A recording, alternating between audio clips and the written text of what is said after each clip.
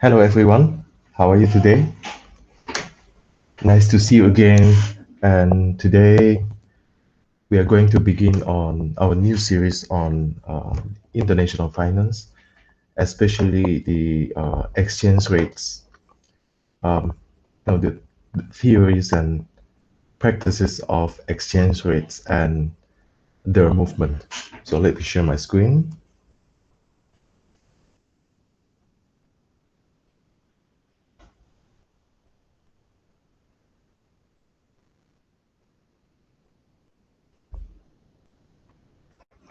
Okay, so we'll start with the determination of exchange rates. Um, So if we are talking about the exchange rate and international trade or international finance, we know that see the changes in one nation's economy are now quickly transmitted to that nation's trading partner. So it will be, whatever happening to one particular country will transmit, will be contagious to other countries quickly, especially the trading partners of that particular country. So the fluctuations in economic activity will be reflected quickly as well to the currency values. Okay, so when we talk about the modern world, we have um, many regions. Those regions are now integrated, and multinational corporations are also integrated somehow. They could go anywhere. They could um, just get out of the get out of one country immediately. Just use moving foreign direct investment to another place and something like that. So this kind of multinational corporations um, with cross-border production and marketing operations, they will be faced with the potential revaluation and also the valuation of currencies. So let's see the exchange rate system.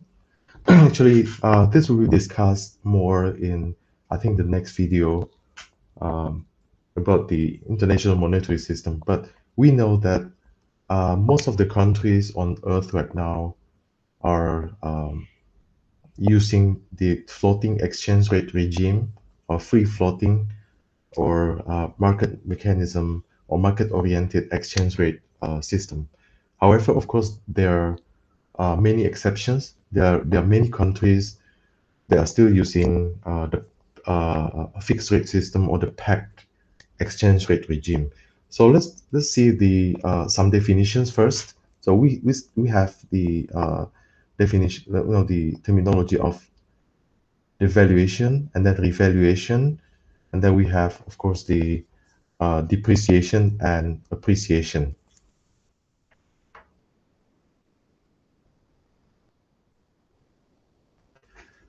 So if this is based on the fixed rate or the pegged regime, pegged exchange rate regime, then we have devaluation.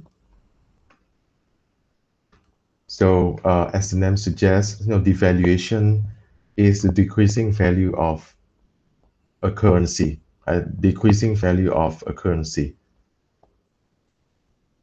And what is the opposite of devaluation? Of course, is revaluation. Revaluation. So revaluation is an increasing value of a currency. So we call it a devaluation and then revaluation. And we have like another pair for free floating exchange rate regime. So actually, their meanings are quite equivalent or similar, but these are for free floating exchange rate regime, right? Countries with free floating exchange rate regimes. We call it depreciation. So depreciation, again, this means the decreasing value of a currency, but this one happens naturally. by the market mechanism or by the free floating mechanism. So uh, there is no or minimum intervention by the government. And what about revaluation? The pair for revaluation is appreciation. So again, see the difference. Devaluation and revaluation are deliberate policies from a certain government. So they do the devaluation or revaluation maybe to increase competitiveness of that country, because it's widely believed that if you devalue your currency deliberately, then your competitiveness, your export prowess might improve. Of course, the empirical evidence does not always agree with this notion, but it's widely believed by many governments. That's why, especially the more what's it like state-oriented countries, right? State-controlled countries, they have more power, and usually they will try to devalue their currencies. On the other hand, depreciation and appreciation uh, happen because of, again, the market mechanism, more naturally through the free-floating system, or again, the market mechanism. But their meanings are equivalent, or yeah, more or less the same. Okay, so again, we have two major systems, two major regimes in the world. The first one is free-floating, market-oriented exchange rate regime, and the opposite one is more state control or government control, and we call it more like pact regime or fixed rate regime.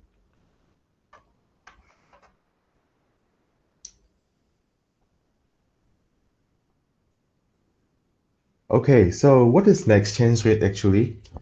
So if we see the word exchange rate, so this is the rate of exchange. This is simply the price of one nation's currency in terms of another currency. So it's very similar to um, the price of the price in the product market. So this is a price of something, but here when we call it an exchange rate, it means the price of one currency in terms of another currency. And we have some terminologies that I'm going to explain in a little while. Have reference currency, and we have spot rate and forward rate. So let me go back to the screen. So if I say this is like dollar per euro, so essentially I'm saying this is the dollar price of euro, right? Dollar price of euro.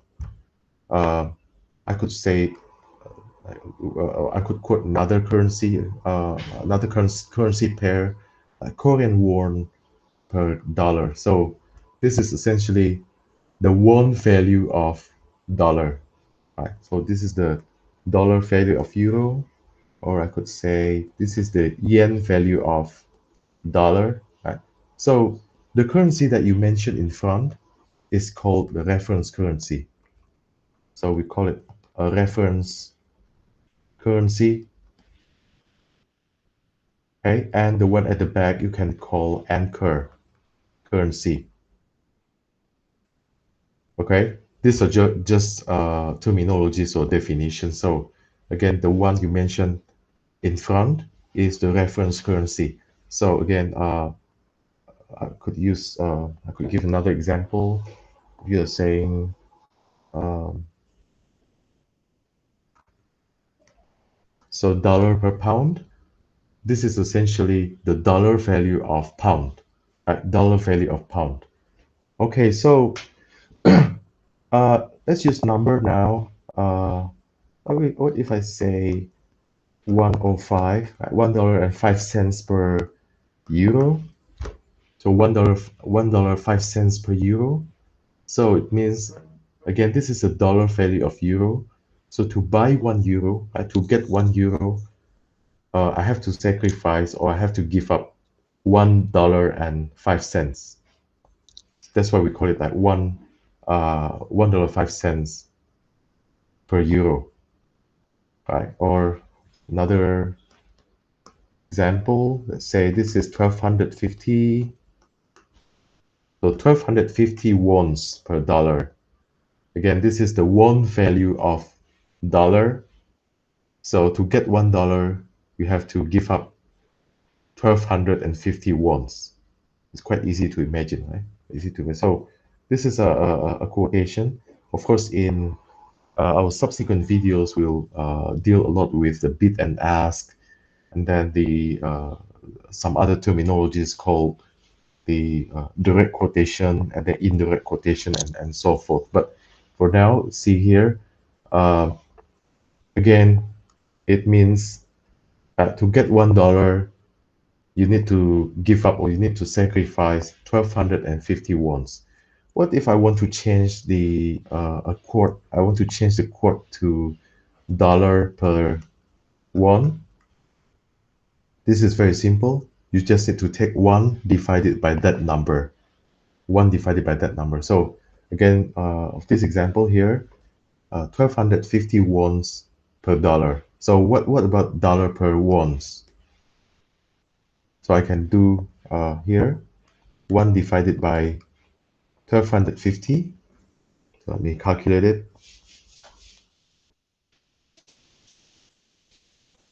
So this is 0.0008. So this is dollar per won, like KRW. Right? So here, 0.0008 dollar per won. Okay. But what about this one? Is $1.05 per euro. So what about euro per dollar? So same thing here. You take 1 divided by that number. Right. So this would be okay. So 95 and 24. So this is what euro. So 95 cents per dollar. 95 cents euro. Right. 95 euro cents. Sorry. 95 euro cents per dollar. So just 1 divided by that number. So it's quite simple, very straightforward.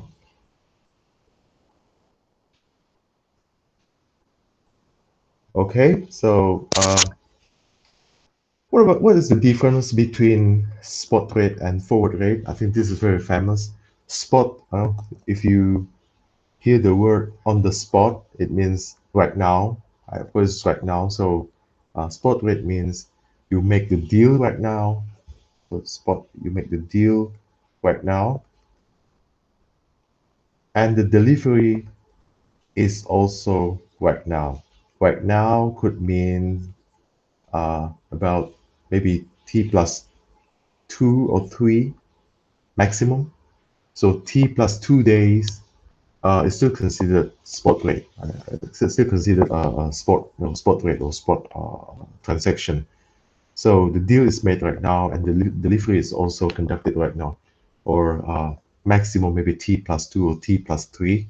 So it's about right now. Okay, so there's some additional days allowed, right, to be considered a spot transaction.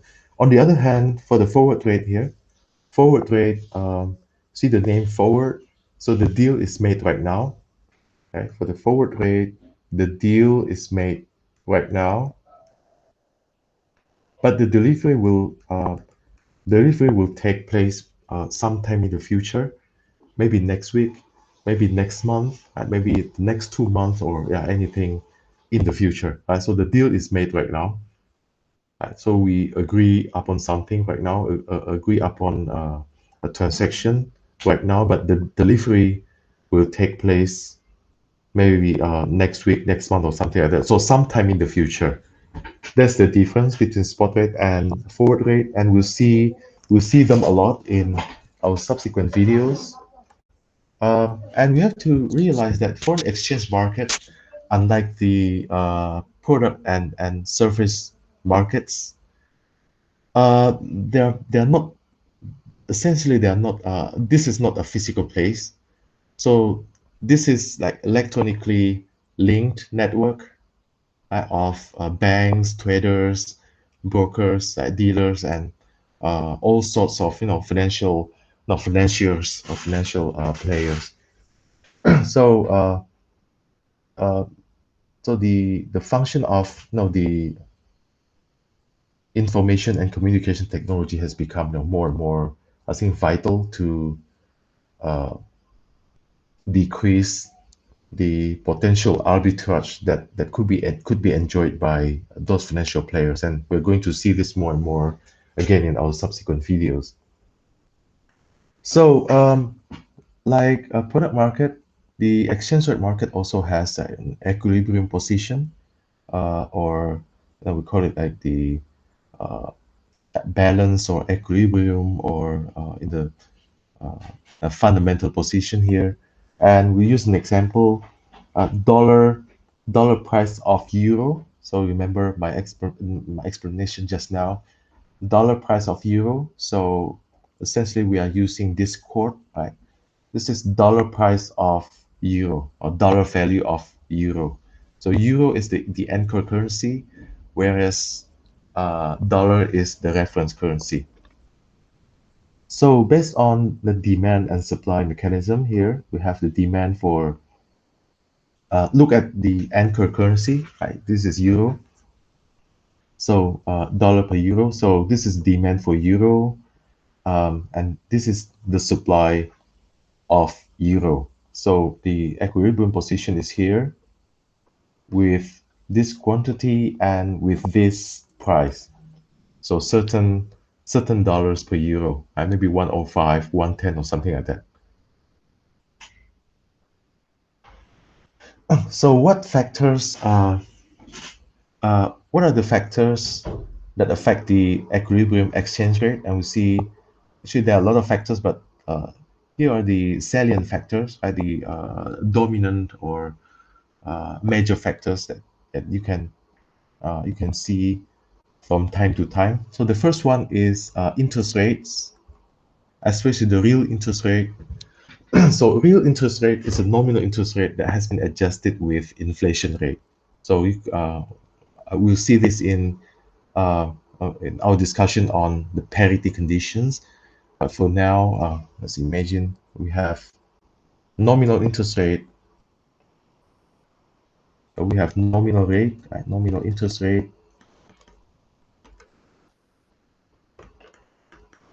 Okay. And you have inflation rate.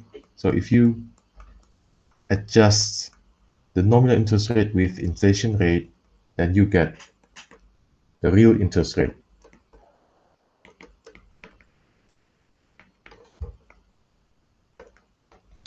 A real interest rate. So again, based on the theory and also the common sense, you can imagine that if a country, or let me rephrase my statement, a country with a higher real interest rate will be more interesting to investors, to traders, and all financial players, right? Of course, because again, real interest rate. So you have the real interest rate. Right? So if your country has a higher real interest rate, then many traders, many entrepreneurs, many dealers, and all sorts of financial players will come to that country because it has become more interesting. Okay, so a country with a higher real interest rate will experience appreciation, right? Currency appreciation, because many people will come to that country and will demand for that currency. However, we should remember that uh, if you see the normally quoted interest rate, then we are talking about the nominal interest rate. So the relationship between the currency appreciation or depreciation and interest rate is not the same, right? Not the same between the real interest rate and nominal interest rate. And you could imagine uh, nominal interest rate is strongly related to inflation. So if you imagine that a country is having a higher level of or higher inflation rate, then its products will be more expensive. So when its products become more expensive, then people uh, will not like, may not like its products and will prefer, like imported products because the domestic products have become more expensive, right? This is quite logical. So if the country is experiencing a higher inflation rate, then the citizens, many of the citizens will demand for imported products because they demand for imported products, then they would demand for more foreign currencies, of course, right? So you have to buy the imported products, you have to pay the foreign currencies, you have to pay using the foreign currencies. That's why you have to demand for more foreign currencies, creating a depreciation in the domestic currency, right? Because we demand for more foreign currencies, meaning that we value the foreign currencies more. That's why the domestic currency or the home country's currency will depreciate, right? And you could, I think, you could imagine easily that if there is a higher level of inflation, then the central bank will have to play with the interest rate system, with the monetary policy, right? Higher inflation rate, how to curb the inflation, how to lower the inflation. Of course, they have to absorb. Inflation means the increasing general prices, in that country.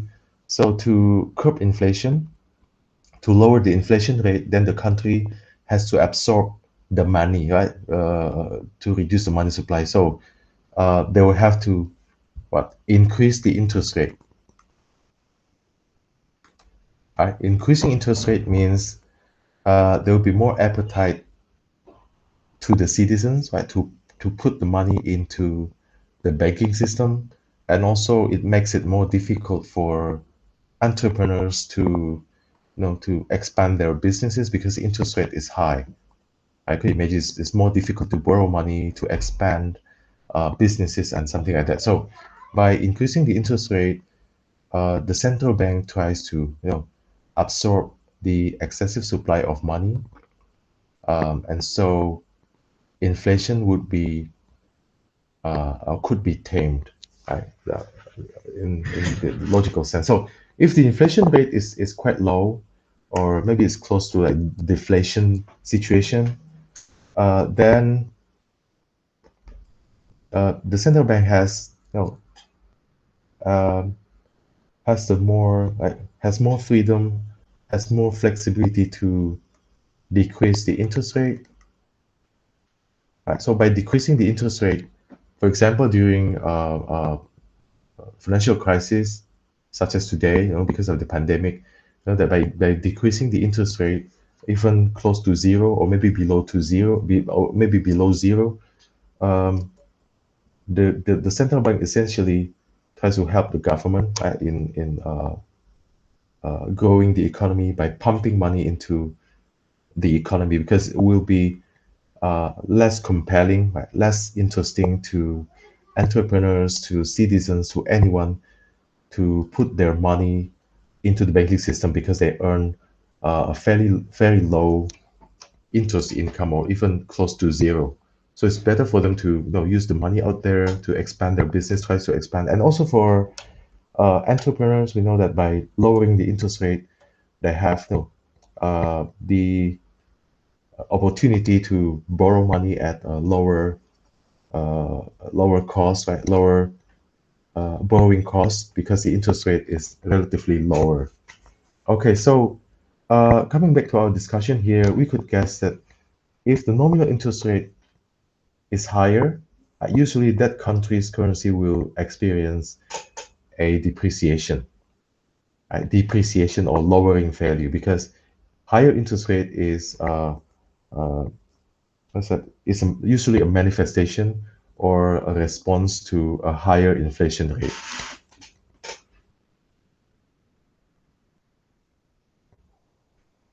Okay, what about the second one? This is easy to imagine. Relative economic growth rates. And of course, a country with a better or higher economic growth rates will attract uh, more investors, more financial players with more, uh, you know, uh, all other money makers, right, to come to that country, and of course they will demand more for that country's currency, right? So economic growth are usually uh, engaged measured as the GDP growth, right? And then political and economic risk, of course, um, countries with stable political and economic situations will be more compelling, right, to do business with or to do business in, right, that particular country. And of course, when many investors want to come to that country, then the demand for that currency will be higher, making the currency appreciate. And this happened, I think, after the Second World War.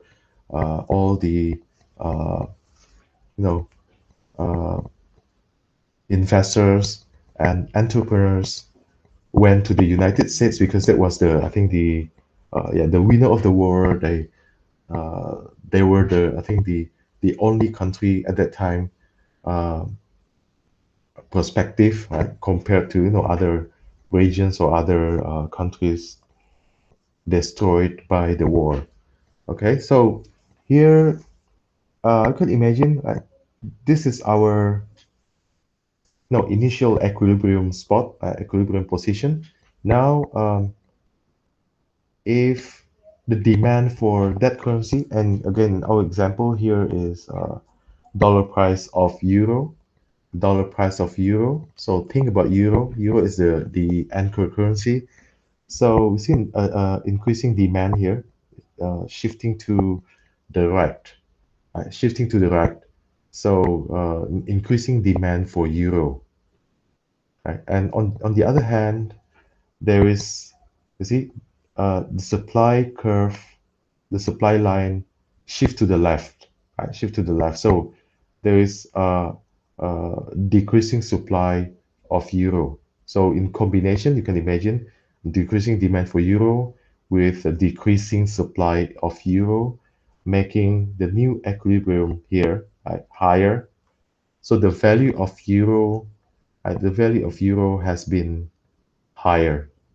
For example, maybe from 105 per euro, maybe to 110.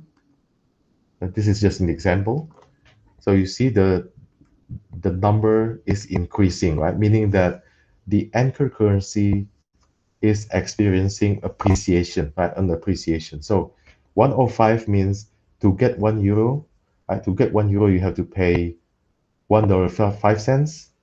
But here the new rate is 110, meaning that to get 1 euro, you have to pay 110, right? So more, you have to pay more. So euro has appreciated, right, because of the increasing demand and decreasing supply.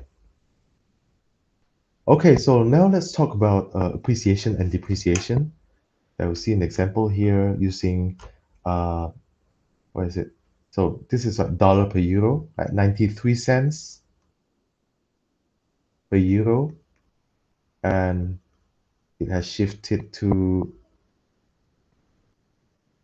109 per euro. So you can guess from these two numbers, right? 93 to 109. So the number is increasing. That means the anchor currency, which is euro here, the anchor currency has experienced an appreciation, right? Because again, the number is increasing. So we are here, at first, in the beginning, to get €1, you have to pay 93 dollar cents. But now, to get €1, you have to pay $1.09. So how much is the appreciation? It's very easy. This is similar to calculating stock return, right? So here, 93, right, to 109. Once again, you see here, 93 cents to 109 is an increasing number. And just look at the anchor currency. The anchor currency is euro.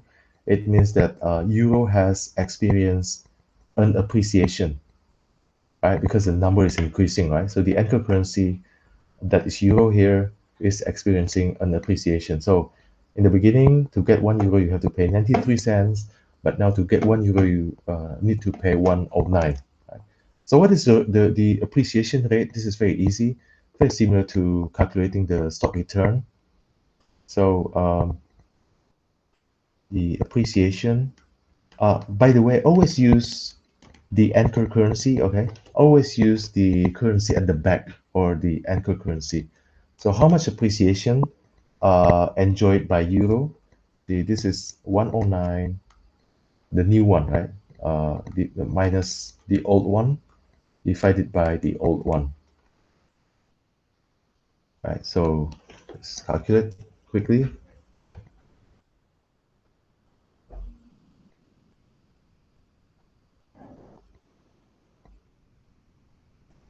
So this is 17.20%.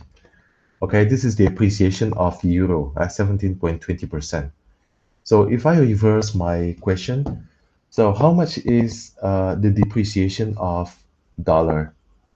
How much is the depreciation of dollar? So again, always use the anchor currency. Now we have to change the quotes, both quotes, to euro per dollar, because we are asking of the dollar depreciation.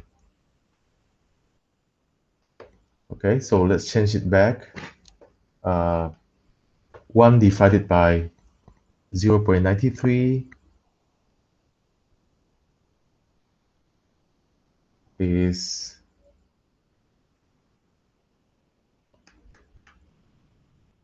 107.53. Okay, what about the new one here? 1 divided by 109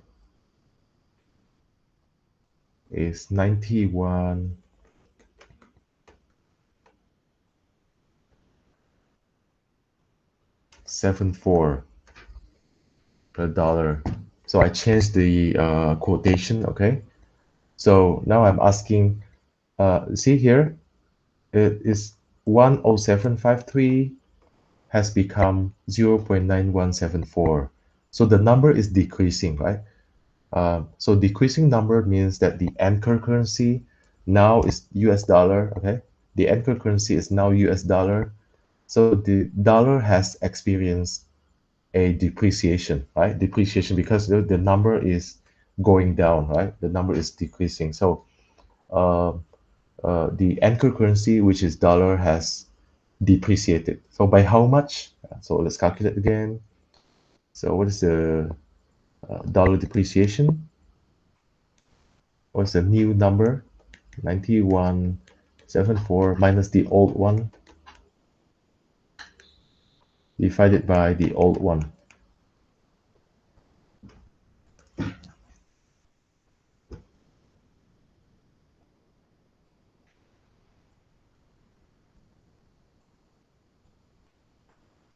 Okay.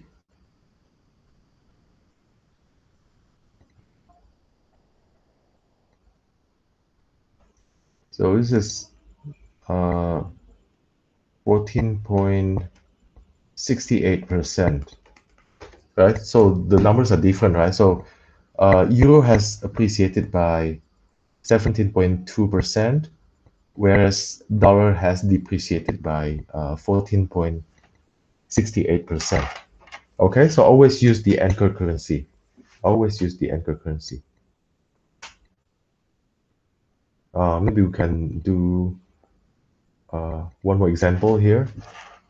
So what is the situation here? Okay, so 148.83 per pound. So at the beginning, in the beginning, to get 1 pound, you need to pay 148, right? $1 and 48 cents, euro cent, sorry, dollar cents. And at the end of the day, it has become, so by now, I'm sure you can decide what is happening now. So you see the number is decreasing. The number is decreasing. So the anchor currency has experienced a depreciation. Right? See, the anchor currency is pound. The anchor currency is pound, and the number is decreasing, 148.83 to 136.94. So the anchor currency, which is pound, has depreciated, has going down in value. So how much is the depreciation of pound? Depreciation of the anchor currency. So the new number, right, new rate minus the old rate divided by the old rate. So we get minus, yeah, around minus 8%. Right? But if you want to know the what's that, the level of appreciation of dollar, you have to change it back. I have to change it back. So what is the quotation now? Pound per dollar. So 1 divided by this, 1 divided by 14883 is 61. So this is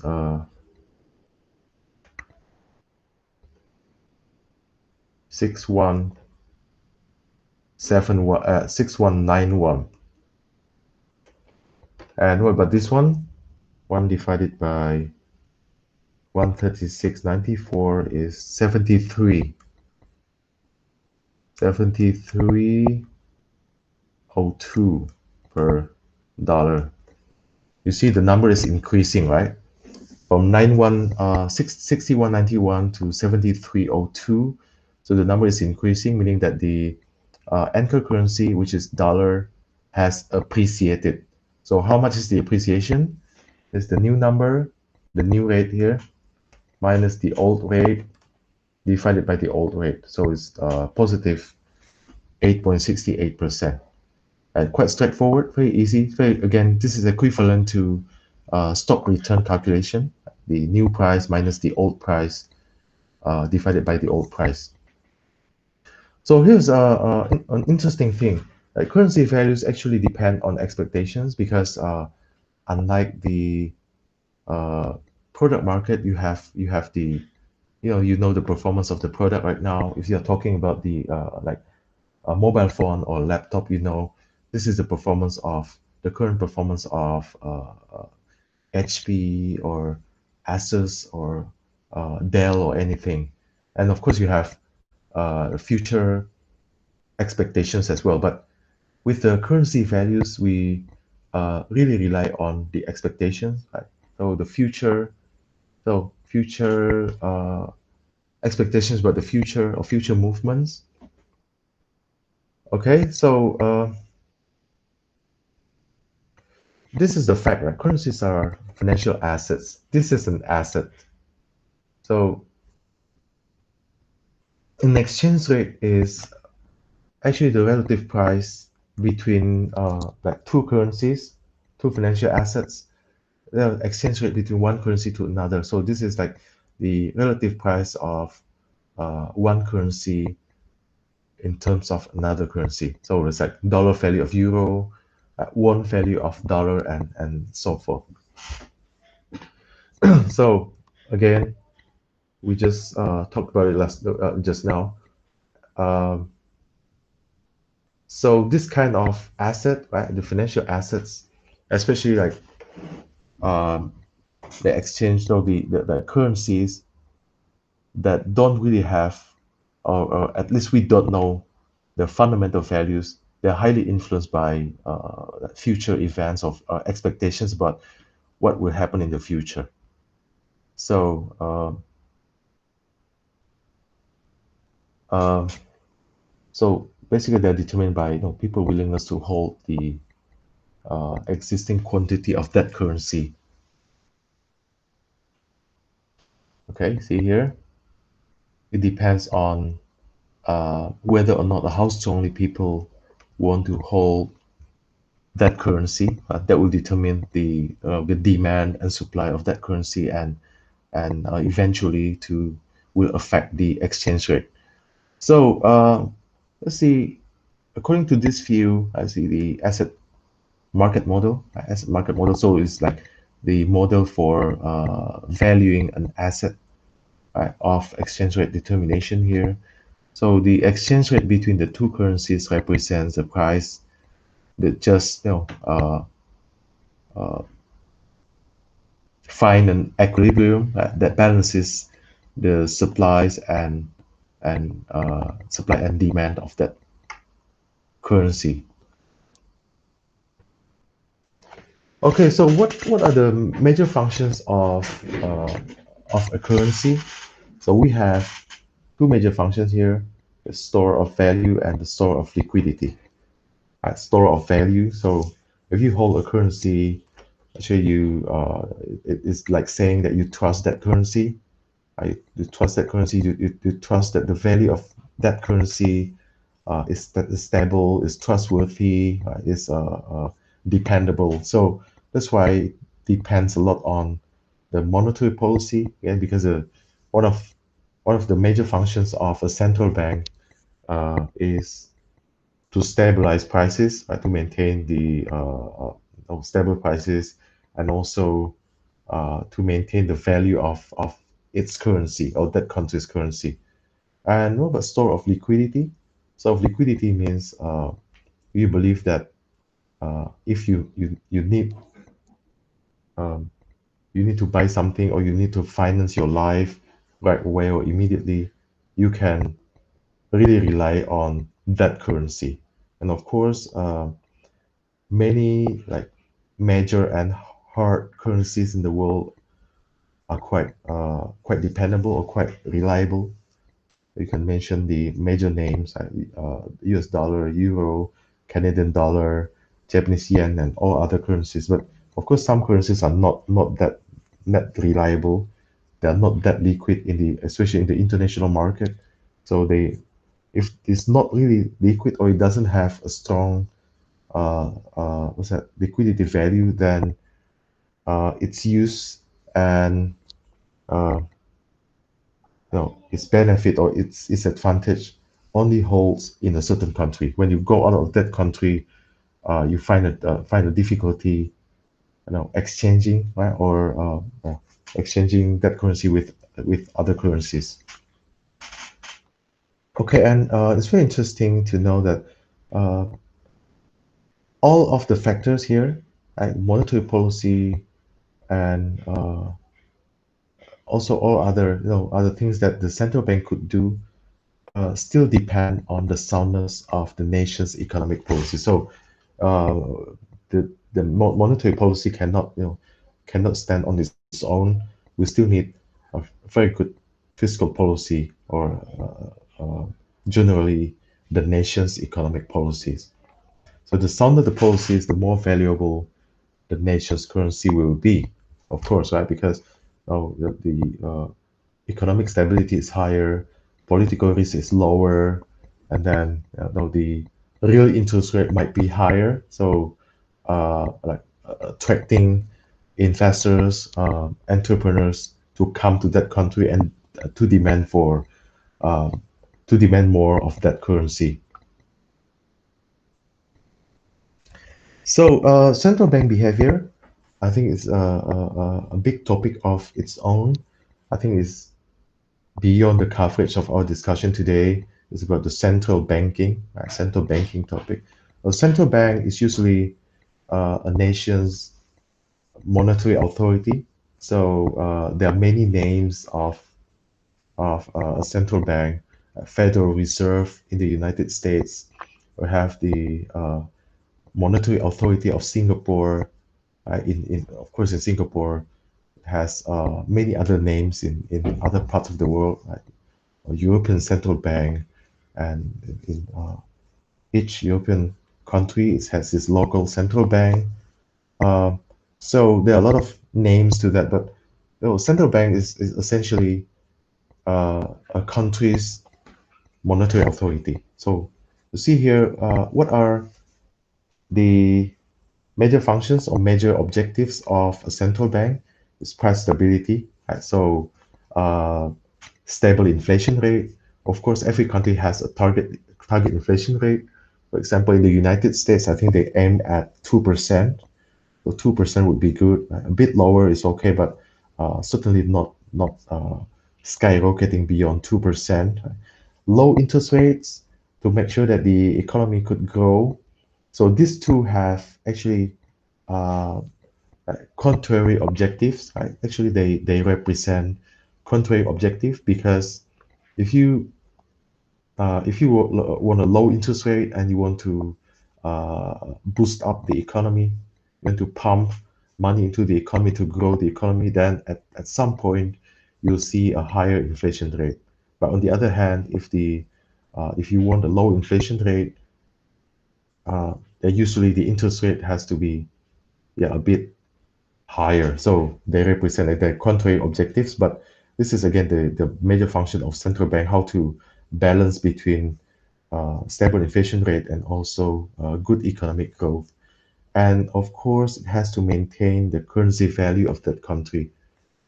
So when we talk about central bank independence and price stability, of course, we know that the more independent a central bank is, then the more stable the inflation rate of that country will be.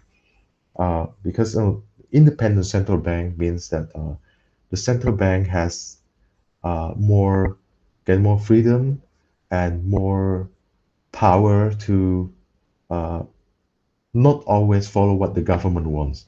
So you can imagine a situation where uh, a government, usually a government wants uh, a faster, of course, higher economic growth, but also faster, especially in the period close to election, general election. So re-election bid, and the government wants like faster and higher economic growth to show the people that the government is capable or is trustworthy to continue, right, for the re-election bid.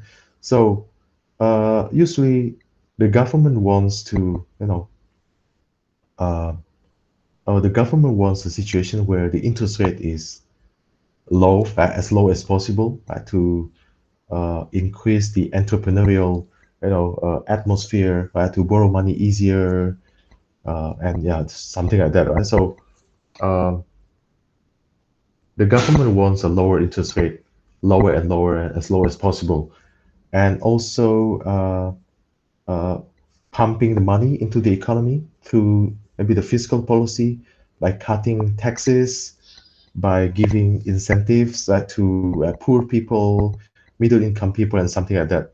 And if the government doesn't have enough money, then there's a huge temptation, uh, huge temptation to the government to ask the help of its central bank to print more money, right?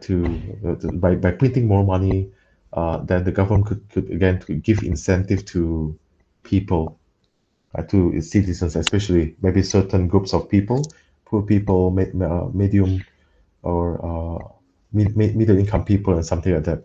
But from the perspective of the central bank, printing more money is of course dangerous because it might you know increase inflation sharply at a certain point, or the damage will come later, maybe next year or the next 2 years. But certainly, printing more money without a strong reason is dangerous. So, if the central bank is quite independent, the central bank has the power to not follow what the government wants, right? By being again by being independent. I think some countries have strongly independent central banks. Maybe the United States is one of them because the central bank is a huge system at the Federal Reserve. The media is very keen on following the development of the relationship between the central bank and the government. So it's not easy for the government to really influence or really force the central bank to do what it wants. Another possibility is a currency board system, like CBS, currency board system. So in under this system, actually a country doesn't have a central bank, right? So the country doesn't have a central bank, so it just follows the uh, monetary policy of a certain country to which the home currency is pegged. So see here, currency board countries essentially they issue notes and coins convertible on demand at a fixed rate into a foreign reserve currency. For example, Hong Kong is using the currency board system, and its currency is pegged to US dollar. So this being the case, um, Hong Kong was following the monetary progress of the United States, the inflation rate, the interest rate, because again, Hong Kong doesn't have a central bank that would decide on the monetary policy. Instead, uh, whenever they printed notes and coins, the notes and coins had to be packed or had to be convertible with US dollar. So there are a lot of benefits and also disadvantages of this system. And I guess beyond our discussion today is because it's about central banking. But suffice it for now to imagine if you have a currency board, one good thing is the central bank doesn't have the power to uh, print money whenever it wants, right? It doesn't have that power because now whenever we want to print more money, we have to make sure that the money are packed, right? In terms of ratio, have to be packed, have to be convertible to another currency. So the rate would be following the inflation rate and interest rate would be following the other country, right, to which your currency is pegged. So it's relatively stable, right, most of the time. The one of the primary disadvantages would be the loss of power, right? So the country doesn't have monetary power whatsoever because you don't have a central bank that would uh, decide on or enact monetary policies. And what is another extreme system? Right? The another extreme system is dollarization, meaning that you don't even print any money, so you just use another country's money.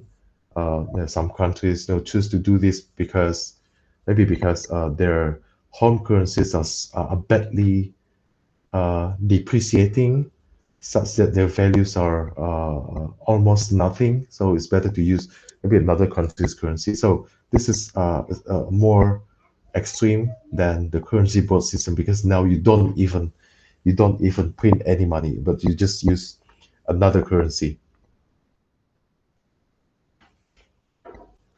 So you see here how exchange rate affect competitiveness. So again, many countries believe that real exchange rate, the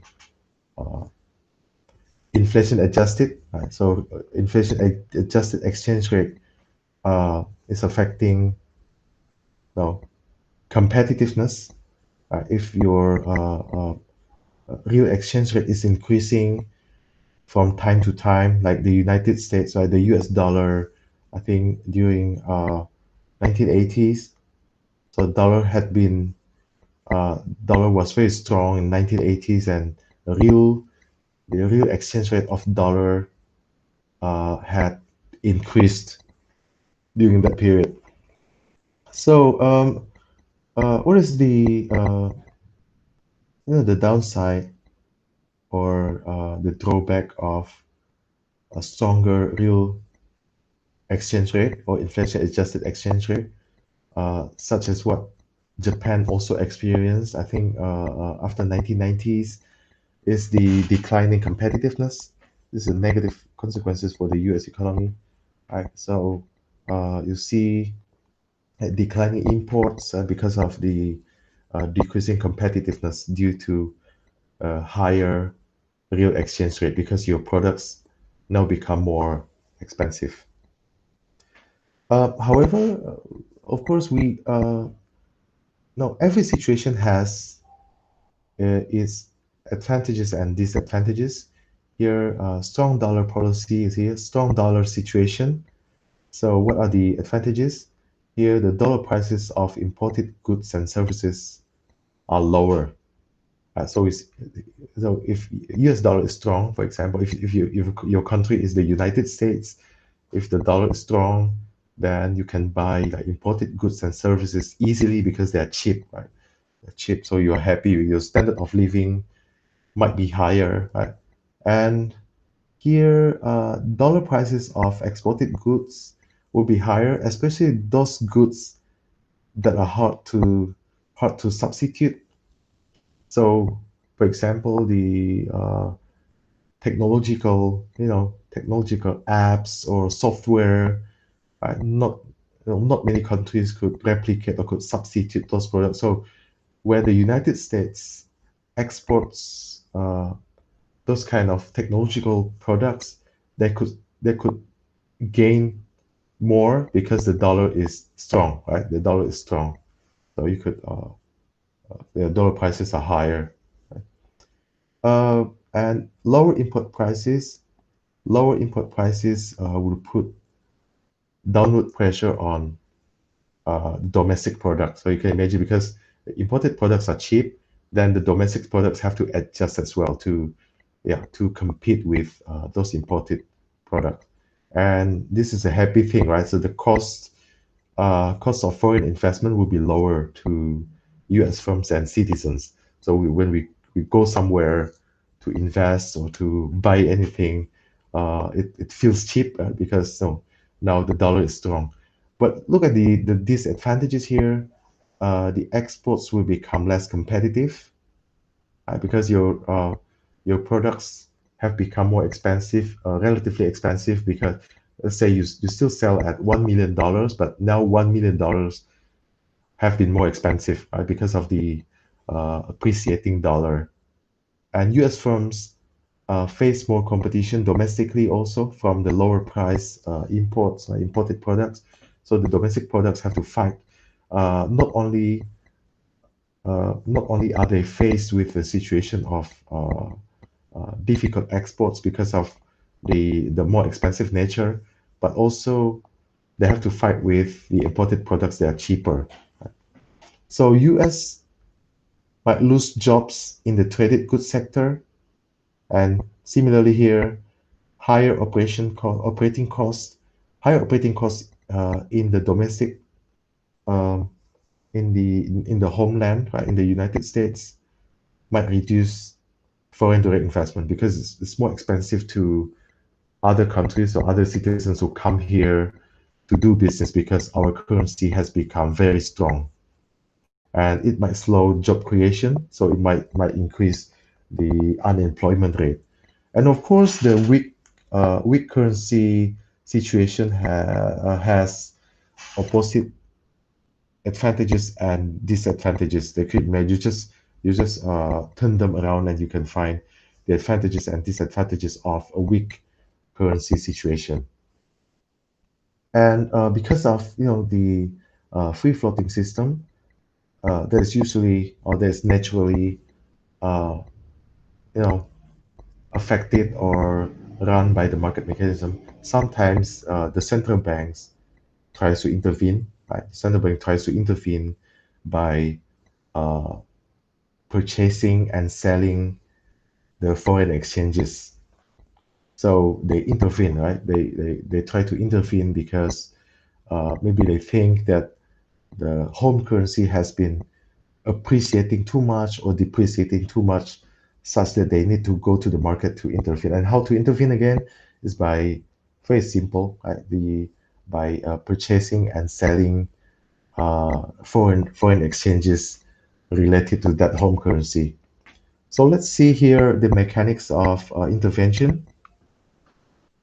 So mechanics of intervention is very simple. It's to affect the demand and supply, right? So affect the demand and supply. So you could imagine here, let's see a situation where the ECB, European Central Bank, wants to reduce the value of euro, right? So they want to reduce the value of euro from E1 to equilibrium 1 to equilibrium 0. So going back to previous figure here. So this is the new equilibrium, right? But maybe they think that this is what again? Dollar price of euro. So maybe they think that the equilibrium one here is too high. So the value of euro is too high. Maybe they're not happy with it because again, it might affect the competitiveness of European countries. Maybe this is too expensive, so euro is too high, appreciating too much or too expensive, right? So they try to lower this value to here. Okay.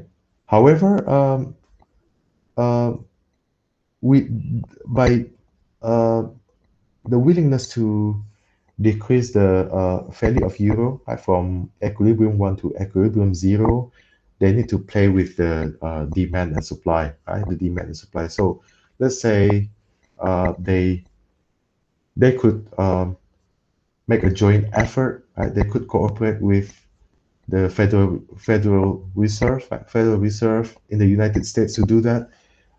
For example, you could imagine that the value of euro is too high, right? Meaning that uh, the demand for it is too high, right? So if we want to,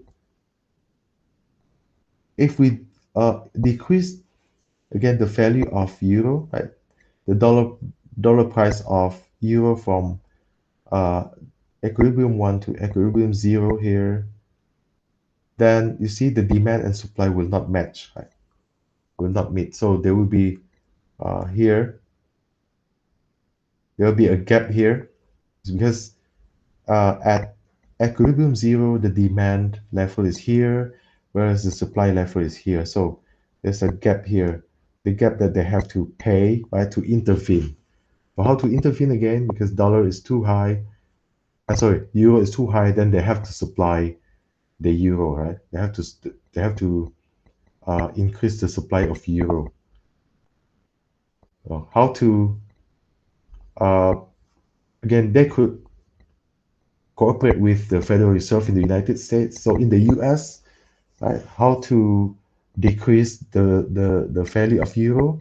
Then the Federal Reserve has to demand for more dollar, right, by supplying more euro. Okay, so in the United States, the Federal Reserve uh, has to,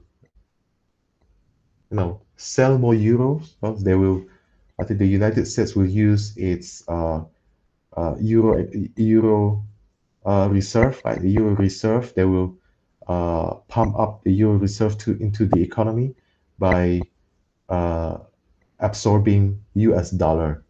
You can imagine, right? Euro is too expensive right now. Why is it expensive? Because the demand is high. So in the United States, they have to uh, absorb or demand US dollar more. So this is in the US. Right? They have to demand dollar more. Right? So they have to again intervene in the market by demanding US dollar, or in other words, by supplying more euro.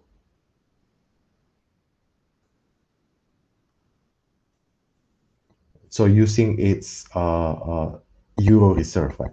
What about in Europe? In Europe, the ECB, the same thing here. So the ECB has to supply more euro, so increase the supply of euro, and automatically supplying more euro means absorbing more dollar, into the central banking system.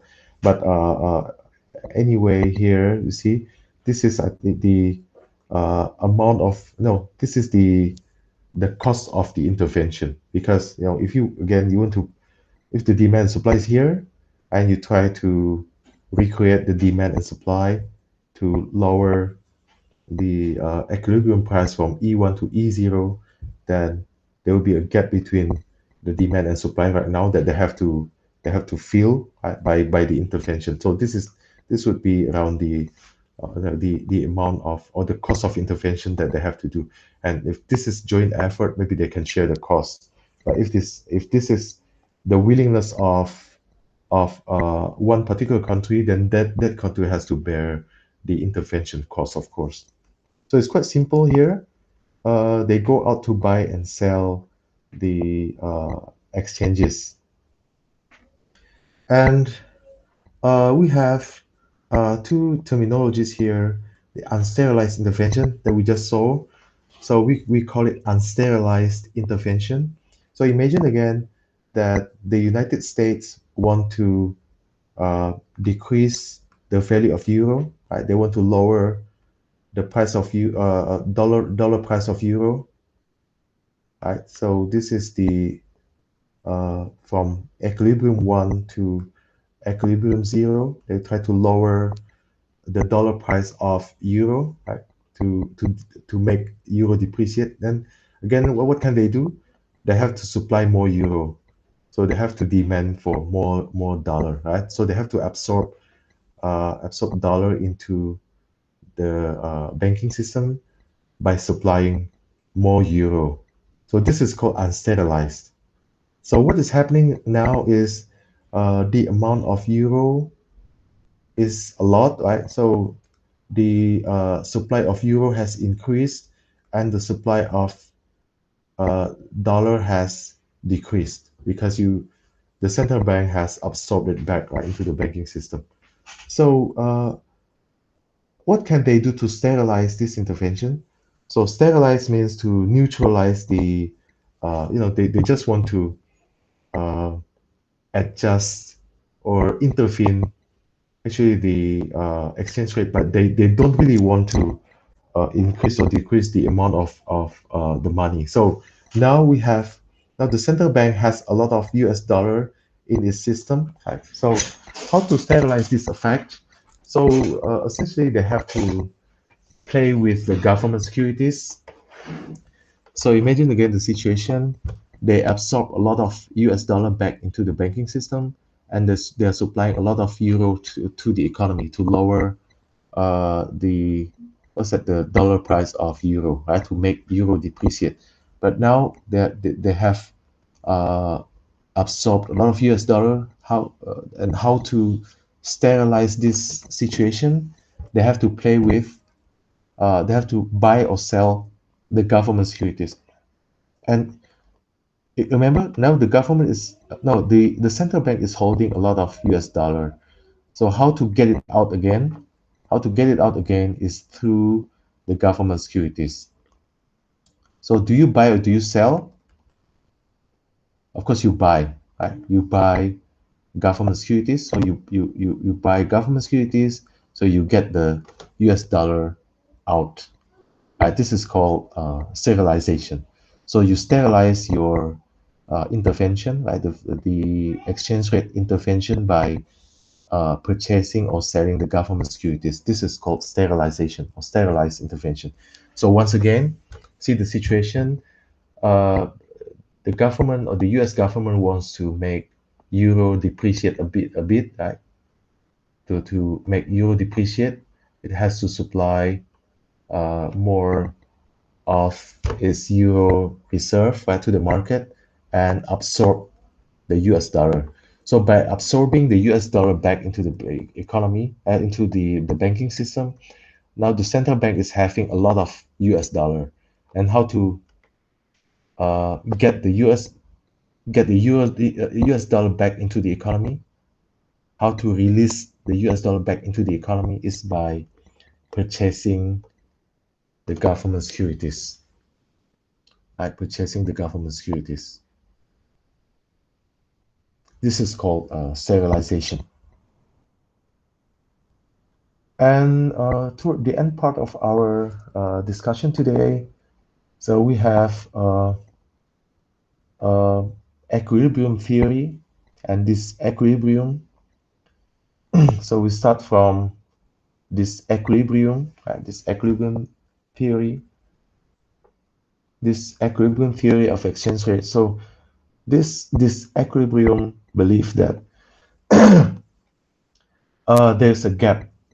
There's a gap between the exchange rate changes here, exchange rate changes, and the product market price changes.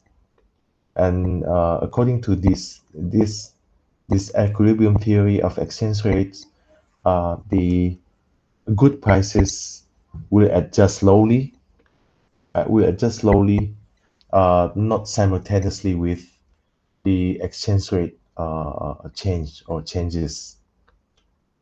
Okay, so see here, nominal exchange rates adjust quickly in response to new information, but the goods prices will adjust slowly.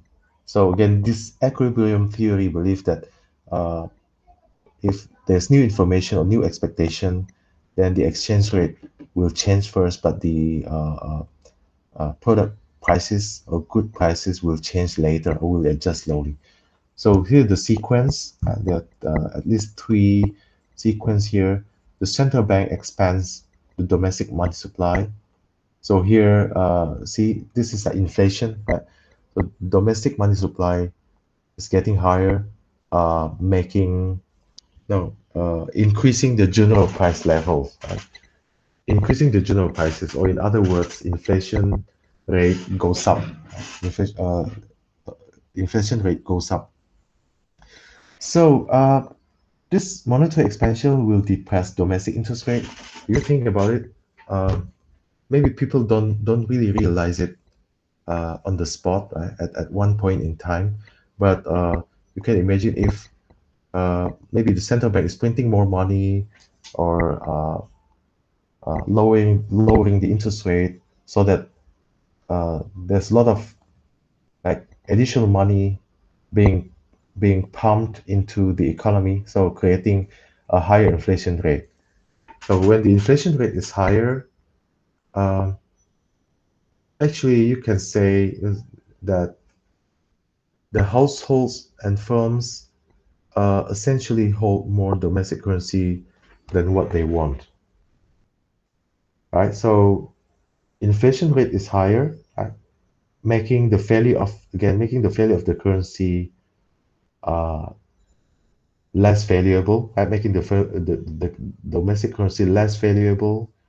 And actually, if this persists or this continues, then essentially households and citizens are holding more domestic currency than what they want, right? So, uh, so how to deal with this? Of course, again, the central bank has to increase the interest rate, right, to curb inflation, right, to absorb the domestic currency back into the banking system, and also to lower the maybe the overheating economy, right, by increasing the interest rate. But before this happens, again, actually the households and citizens are holding more domestic currency than what they really want, and the situation will make the currency less interesting, less interesting to hold, right?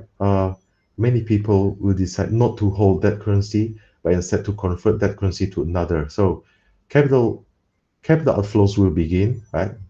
Many investors will maybe move to another country, because again the currency has become less interesting because of the higher inflation rate. And Again, how the central bank could, turn around the situation is by increasing the interest rate, right?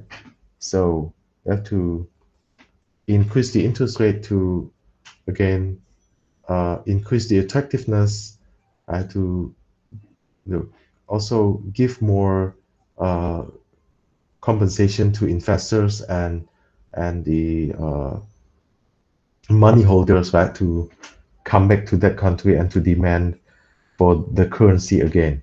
So it's quite logical, because this equilibrium theory believes that then the exchange rate will adjust simultaneously to new information or new expectation, but the product market will adjust later, will adjust slowly.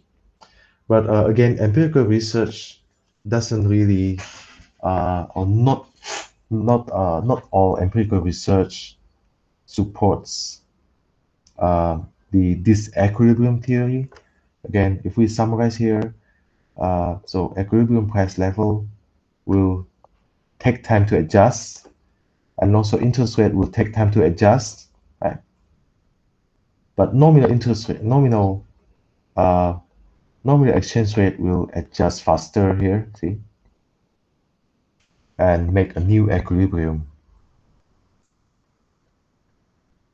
So what about the opposite theory, the equilibrium theory? So see, equilibrium approach or equilibrium theory sees the thing differently. So here, the first proposition of the equilibrium theory is that exchange rates do not cause changes in relative prices, but are part of the process. So they're saying that they happen simultaneously. So the exchange rate change and also the product price change happen simultaneously. So they don't uh, they don't preempt one of another, one than the other, but they again they happen simultaneously. So essentially, was the saying the second one here, second proposition, attempts by the government to affect real exchange rate via foreign exchange intervention will most likely fail. So there's no strong support. Maybe this will succeed in a short period of time only, maybe several months, but again, the market mechanism is too strong, because again, this is the whole, like the globe, big globe of all countries. Uh, then at the end, the exchange rate will follow the market mechanism, right?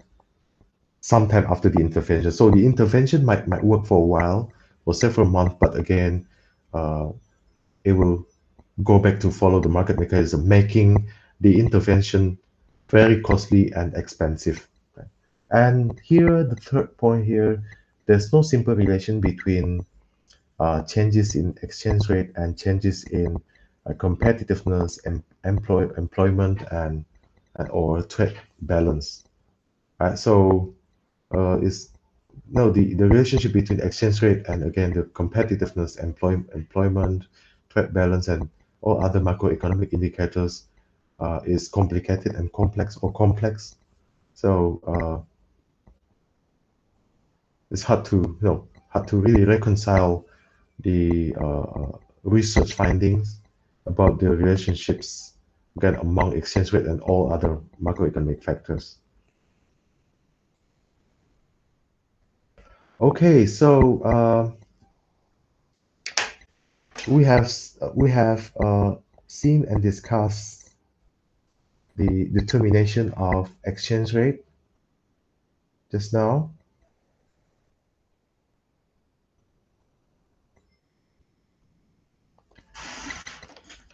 Okay, it's a very interesting and also pivotal topic, because right now we're having again the pandemic situation, and the central bank, almost all central banks in the world uh, have enacted a similar monetary policy, which is a low interest rate regime, and a lot of quantitative easing, right, by purchasing the government securities by those central banks. So it's very interesting to see how the this kind of panacea or medicine uh, could could help, many countries um, deal with the situation, deal with the crisis situation, and also hopefully this kind of monetary policy will not damage a certain country's economy in the long run. So thank you very much for tuning in today. We'll see you again in the next video. Thank you.